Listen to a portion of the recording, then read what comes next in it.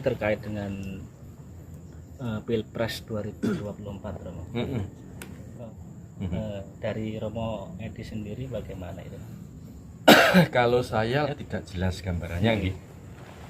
Tapi dari unsur ratu lan patihe. Jadi artinya ratu lan patih itu kalau diterjemahkan presiden dan wakilnya gitu ya. Iku sik Jawa. Jawa Masih Jawa. Masih trah Jawa. Jadi ini masih akan dipimpin oleh Ratu Jawa.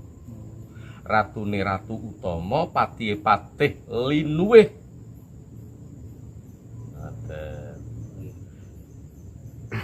Niku Rama, kenapa Presiden Indonesia selalu yang terpilih itu orang Jawa? Rata-rata.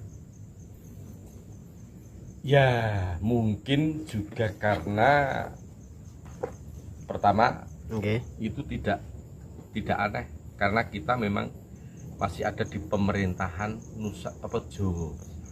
Sik ning bumi Jawa. Lah tidak tahu nanti entah 5 tahun apa atau 10 tahun yang akan datang. Lanjut Mas. Ini kenapa? Adakah unsur spiritual dalam terpilihnya orang Jawa sebagai presiden? Tentu orang Jawa itu tidak pernah terlepas dari spiritual. Janji dalem. Nuwun sewu, ini agak kemunjun saidik. Janji dalem Kanjeng Ratu Kidul dengan Panembahan Senopati kala itu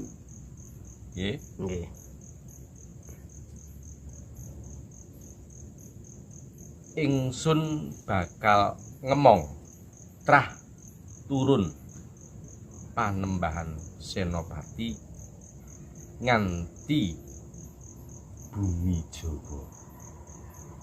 Lah dari sini itu mungkin kalau ditarik garis benang merahnya yang ada kaitannya dengan orang Jawa ya dari situ. Nah terus itu Romo, kok kenapa selalu dikaitkan sama Ratu Kidul terus tiap presiden itu? Rat itu artinya jagat. Tu itu tunggal. Terus kidul kuwi papaning samudra sing jembar. Dadi kena apa kok kudu saben presiden utawa ratu kok dikaitno karo Ratu Kidul. Nek dadi ratu kuwi duwe ati sing jembare kaya samudra. Niku ya maknae. Dadi samudra kuwi ana sangkah ditampa, ana batang ditampa, ana iwak apik ya ditampa, ana iwak ala ya ditampa. Kuwi sing diarani adil paramarta. Keadilan sosial bagi seluruh rakyat Indonesia. Tapi ini pun apa?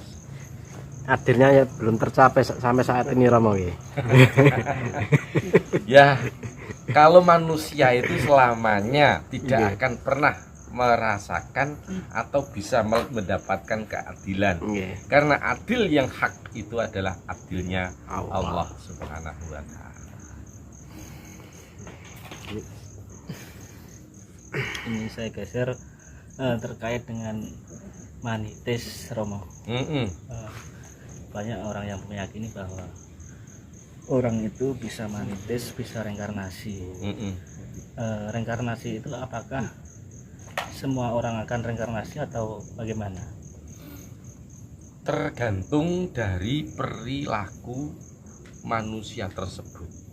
Dan sekali lagi tentang reinkarnasi atau manitis ini meskipun dari sebagian orang tidak percaya, tapi kalau saya percaya.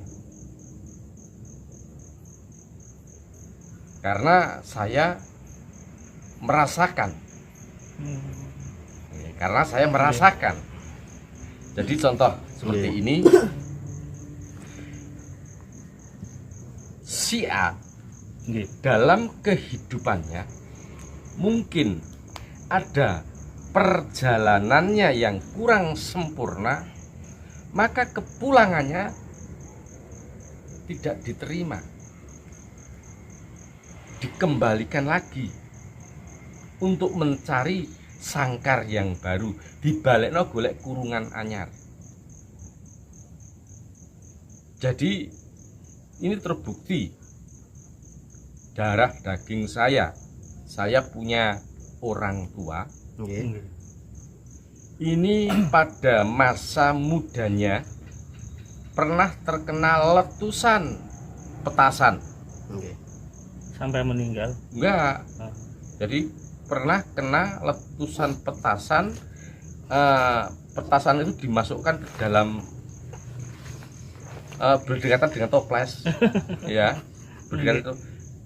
Ketika meledak, toples itu mengenai punggung, entongnya itu tidak bisa hilang sampai melempuh, tidak bisa hilang, berbekas. Nah, setelah bapak saya pulang ke rahmatullah, saya mempunyai anak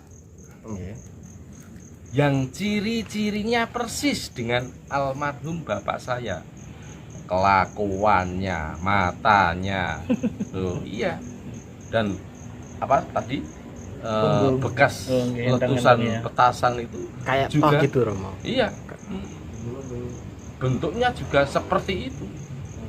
Lah kok apal banget karo gegere bapak, mulang bapakku sing mijeti aku saben bengi. Iya, otomatis toh ya. Apal. Dan seperti itu pula anak saya. Dan kelakuannya juga sama. Nah, itu. Dan hal inilah saya menjadi percaya bahwasanya manusia itu diberi kehidupan lagi untuk membenahi perjalanannya yang mungkin yang belum selesai. Benten nggih kali manitis kali reinkarnasi niku benten nggih. Kalau reinkarnasi itu perjalanan sempurna. Reinkarnasi adalah perjalanan sempurna. Si meninggal ini pulang dan karena melihat ingin menata kembali, maka dia mendapatkan izin untuk dilahirkan kembali.